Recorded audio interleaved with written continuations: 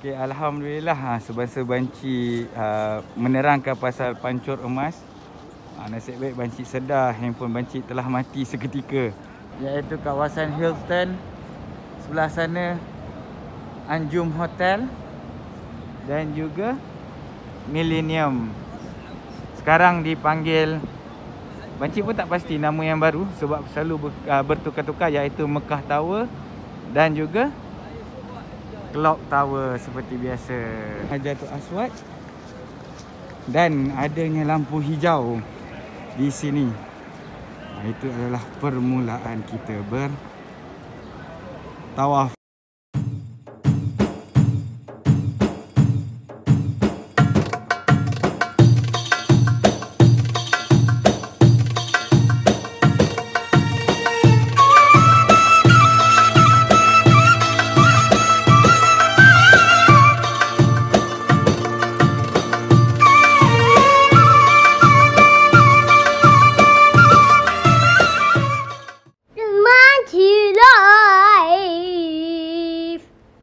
Okay, Assalamualaikum warahmatullahi wabarakatuh.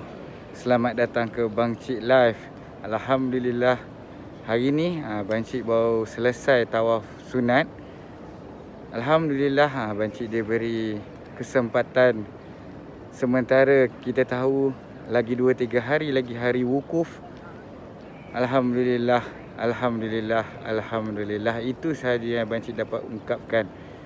Okay, hari ni sambil-sambil tu, sebelum itu Bang Cik doakan semua sahabat-sahabat Bang Cik, subscriber Bang Cik, penonton-penonton Bang Cik live supaya dilindungi oleh Allah SWT, dan kita doakan serata Asia Tenggara, iaitu Brunei, Singapura, Malaysia, Indonesia dan juga Thailand yang sekarang diserang oleh virus yang betul-betul mengganas sekarang, iaitu version Delta coronavirus. Kita mohon kepada Allah SWT supaya angkat kembali, dan sesiapa yang telah dijangkiti supaya dikembalikan pulih, insya-Allah. Alhamdulillah, hari ni Bang Cik ingin sambil-sambil kita berdoa. Bang Cik dalam vlog-vlog yang lepas Bang Cik tak pernah lagi menunjukkan kepada sahabat-sahabat semua tentang Kaabah. Nanti insya-Allah Bang Cik akan terbalikkan kamera daripada starting kita tawaf, starting daripada permulaan kita tawaf. Bang Cik akan terangkan penjuru-penjuru Kaabah supaya kita lebih mengenali, lebih dekat dengan Kaabah, dan kita lebih mencintai dengan Kaabah, insya-Allah. Sebelum itu jangan lupa subscribe, like and share Bang Cik Live supaya semua mendapat manfaat bersama. Dan jangan lupa tekan komen jika ada apa-apa persoalan. Satu lagi, ni sahabat-sahabat Bang Cik yang selalu suruh Bang Cik bercakap, iaitu jangan lupa tekan notification. Bila nanti kita akan dapat video-video terkini daripada Bang Cik. Sekarang ni kita tahu musim haji, kita akan dapat berita terkini. Okey, kita jumpa sebentar lagi. Okay, sebelum Bang Cik sampai ke penjuru yang pertama, iaitu permulaan tawaf, Bang Cik doakan sekali lagi semuanya daripada kita semua dilindungi Allah, dan juga ada permintaan daripada subscriber Bang Cik. Walaupun Bang Cik tak pernah berjumpa dengannya, Bang Cik tidak berkesempatan untuk berjumpa dengannya, tetapi sahabat-sahabat Bang Cik banyak meminta doa supaya Alman Mulyana yang positif COVID-19 dikembalikan kepulihan, diberi kecergasan untuk mewarnai kembali YouTubers Haramain, insya-Allah. Ini adalah permintaan daripada subscriber beliau dan juga sahabat-sahabat beliau. Okey, kita dah sampai ke penjuru Hajarul Aswad, iaitu di sini. Ini dah terletaknya Hajarul Aswad. Okey, dan ini adalah permulaan tawaf. Okey, itulah Bang Cik nak. Pertama sekali Bang Cik akan ceritakan yang paling utama adalah penjuru-penjuru Kaabah, dan juga ini adalah pintu Kaabah, dan di antara Hajarul Aswad dan juga pintu Kaabah itulah terletaknya Multazam. Okey, di hadapan kita adalah makam Ibrahim, iaitu terletaknya batu yang membantu Nabi Ibrahim membina Kaabah. Dan di sini jugalah sebenarnya area Telaga Zamzam, tetapi sekarang mozaiknya telah dibuang ataupun sudah tidak ditanda. Okey, selepas kita bertemu dengan Hajarul Aswad, kita akan berada di penjuru Iraq. Okey, penjuru Iraq yang kiranya di penjuru inilah Iraq berada. Dan juga sementara penjuru Iraq dan juga penjuru yang lain, kalau kawasan yang berlampu tu dipanggil Hatim.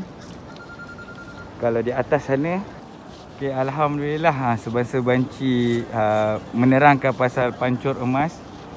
Nasib baik banci sedar handphone banci telah mati seketika. Biasalah dengan kepanasan dunia, kepanasan Arab Saudi sekarang. Cuma banci terangkan balik, itu adalah yang dalam lampu tu adalah Hatim, dan dalam Hatim itu adalah Hijri Ismail, iaitu satu kawasan yang sebenarnya berada di dalam Kaabah. Jadi sesiapa yang boleh solat di dalamnya amat beruntung sekali. Okey, setelah kita jumpa rukun ataupun penjuru Iraq, kita akan jumpa penjuru Syam, iaitu terletaknya di bucu ini adalah negara Syam. Apa yang menariknya antara bucu ataupun penjuru Syam ni dengan penjuru yang lagi satu, kejap lagi banci akan explain. Di sinilah terletaknya pintu kedua Kaabah sebenarnya. Pintu kedua Kaabah yang terletak di situ. Okey. Sebab itu kalau kita tengok batu-batanya sedikit rapat dekat pintu tersebut. Banci saja je explain ataupun terangkan mengenai Kaabah, supaya kita semua mencintai, lebih mencintai Kaabah sambil-sambil kita bertawaf. Dan lepas ini insya-Allah semoga ilmu yang banci bagi kat ini disebar-sebarkan supaya mendapat manfaat bersama sambil-sambil kita tawaf, sambil-sambil kita mengenali Kaabah itu sendiri. Okey, selepas tawaf banci akan bawa sekitar Masjidil Haram juga. Sekitar Masjidil Haram kita akan pusing-pusing. Kita tengok perkembangan terkini di Masjidil Haram. Okey, kalau di sini adalah rukun Yamani, iaitu penjuru Yamani dan terletaknya negara Yaman. Inilah kalau kita tengok bezanya bucu-bucu rukun Yamani ni. Okey, dia ada satu khas supaya kita menandakan. Dan di sini juga kita ada akan sampai ke Hajarul Aswad. InsyaAllah Hajarul Aswad pun bucu dia dah tahu terletaknya Hajarul Aswad, dan adanya lampu hijau di sini. Itu adalah permulaan kita bertawaf. Dan dia punya kain kiswah ataupun kain meliputi Kaabah sekarang kalau kita tengok berputih. Kalau dekat sini ataupun dekat mana-mana kita akan katakan kain ihram ini akan berihram untuk menunjukkan sekarang adalah musim haji. Dan untuk pengetahuan semua, pada hari wukuf akan ditukar kain kiswah ini kepada kiswah yang baru, iaitu setahun sekali. Itu antara kebiasaan yang dilakukan. Okey, sebelum handphone banci panas, banci stop dulu sekejap. Nanti banci akan bawa jalan-jalan lagi di kawasan sekitar Masjidil Haram. Okey, seperti biasa, doa-doakan banci sebelum meninggalkan kawasan dataran Kaabah ini. Doakan banci ini adalah bukan tawaf banci yang terakhir. Okey, jom kita jalan-jalan lagi. Makcik dah lama sebenarnya tak bawa jalan-jalan sahabat-sahabat semua. Kawasan yang berdekatan dengan King Fahad. Makcik panggil ini adalah kawasan King Fahad. Kita senang memudahkan lah. Sebab apabila kawasan King Fahad ni, kita akan bertemu ataupun berjumpa dengan pintu King Fahad.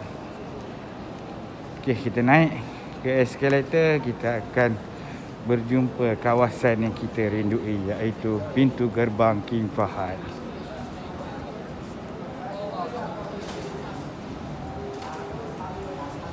Okey, kita lihat sendiri, inilah eskalator. Tapi area sini sebenarnya bukan terletaknya jenazah. Biasanya jenazah kalau diletakkan berdekatan dengan pintu ajiat. Dan kawasan tawaf ini ataupun kawasan tawaf yang tingkat ground floor dikosongkan sekarang ni. Tiada ada pergerakan tawaf.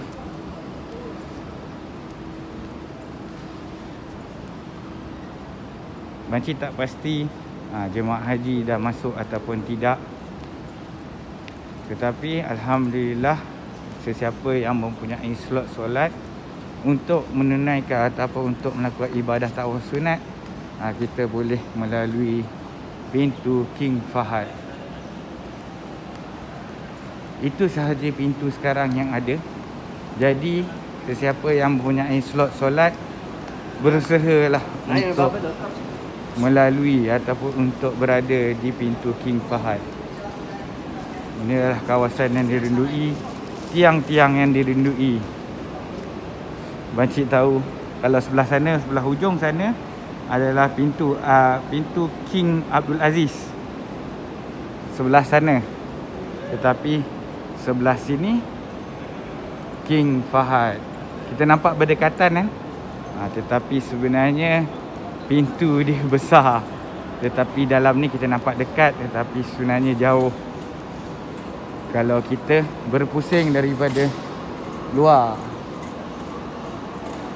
Okey, kita tengok pekerja-pekerja sentiasa membersihkan Masjidil Haram supaya boleh dapat ataupun kesihatan, ataupun kita tahu dalam tempoh pandemik ni, walaupun kita semua telah divaksin, tetapi kita tidak selamat lagi daripada jangkitan coronavirus. Sebab itu memang akan selalu dibersihkan Masjidil Haram. Ini adalah kawasan sejadah, kawasan solat. Sejadah telah dibentangkan. Kita berdoa banyak-banyak walaupun jemaah haji telah masuk. Kita harapkan sesiapa yang tidak melakukan jemaah, yang tidak melakukan ibadah haji, masih boleh bersolat, insya-Allah. Okey, kalau kita lihat kat sini, Al-Quran pun telah diletak. Tetapi selepas kita guna, kita tengok rak ni penuh Selepas kita guna, kita ada lagi satu rak untuk kita letakkan supaya dia boleh centralize balik Al-Quran yang ada. Okey, jom. Beginilah kawasan ni, kawasan yang sejuk juga sebenarnya. Bergetar-getar juga sebabkan jemaah tak ada, tetapi dia masih memasang aircon pada tahap maksimum. Ni adalah lampu yang dirindui. Macam mana boleh kabur sikit. Makcik tak tahu kenapa lens makcik sekarang, tapi tak apa, asalkan kita bolehlah tunjuk serba sedikit tentang Masjidil Haram yang dirindui. Okey, makcik pun akan menuju ke pintu King Fahad. Lurus je pintu King Fahad ni, kita akan berjumpa dengan Dar Al-Tauhid, iaitu hotel yang paling mahal sekitar Masjidil Haram. Sekejap, makcik bersihkan lens makcik dulu minta maaf. Okay, alhamdulillah, setelah lens dibersihkan, makcik bayangkan betapa sejuknya dalam suasana ni. Suasana dalam Masjidil Haram ni boleh beruap lens kita. Ini adalah King Fahad Gate nombor 79. Itulah terletaknya Dar Al Tauhid International. Jarang rakyat Malaysia. Cuma kalau package yang mahal, betul-betul mahal, iaitu kalau package haji 200,000 baru duduk di hotel ni, Dar Al Tauhid. Kebanyakannya jemaah Malaysia duduk di Jabal Omar, iaitu kawasan Hilton. Sebelah sana Anjum Hotel dan juga Millennium. Sekarang dipanggil, Banci pun tak pasti nama yang baru sebab selalu bertukar-tukar, iaitu Mekah Tower dan juga Clock Tower seperti biasa, yang terletaknya 6 hotel di dalam, dan di sebelah hujung sekali adalah Safwa Tower. Kalau kita jalan lurus ni, kita boleh ke kawasan Misfalah.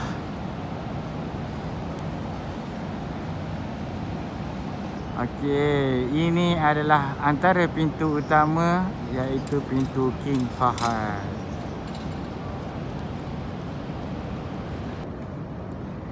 Okey, alhamdulillah, Banci pun dah nak keluar daripada Masjidil Haram. Banci harapkan semoga video Banci tadi, vlog kali ini bermanfaat kepada semua. Banci akhiri video ini. Jangan lupa subscribe, like, share dan juga komen Banci Live. Jangan lupa tekan notification untuk dapat berita-berita terkini daripada Banci menerusi Banci Live. Bye-bye. Assalamualaikum warahmatullahi wabarakatuh. Semoga kita semua dilindungi oleh Allah Subhanahu Wa Taala. Banci Live.